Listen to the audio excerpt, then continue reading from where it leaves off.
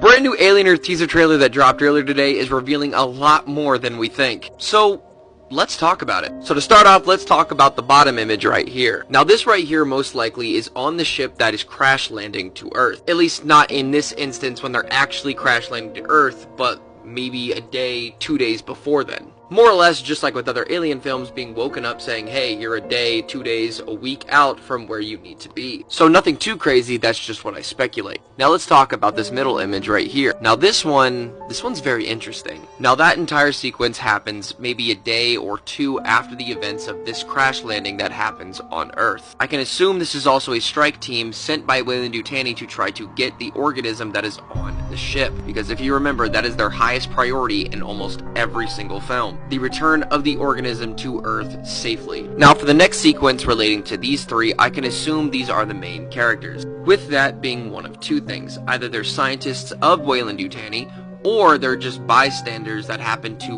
walk across the ship and somehow get the organism before Weyland-Yutani could, which causes this sequence, which I will get to at the very end of the video, leading and prompting to the revival of the Xenomorph. Again, I'll elaborate on that later. Now this scene right here with the hand caressing the slimy looking thing is actually an egg. 100% without a shadow of a doubt, a facehugger egg. Now as for the hands, that's not really that big of a deal, but it could be one of two things. One of these three happening to stumble across the egg when exploring the crash site, or being this person right here, which leads to the next frame that happened in the teaser trailer. This right here is either Weyland-Yutani himself or some high-end Weyland-Yutani executive.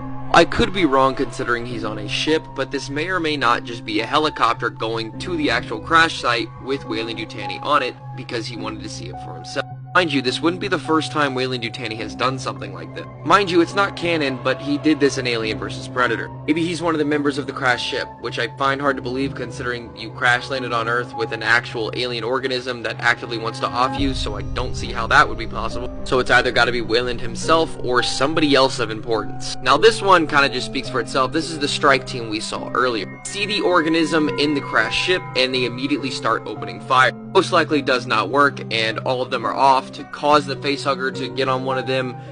Boom, shakalaka, the Xenomorph is born. Then leads us to the final scene in the teaser trailer being the Xenomorph itself. So somewhere along the line, somebody got a facehugger attached to them.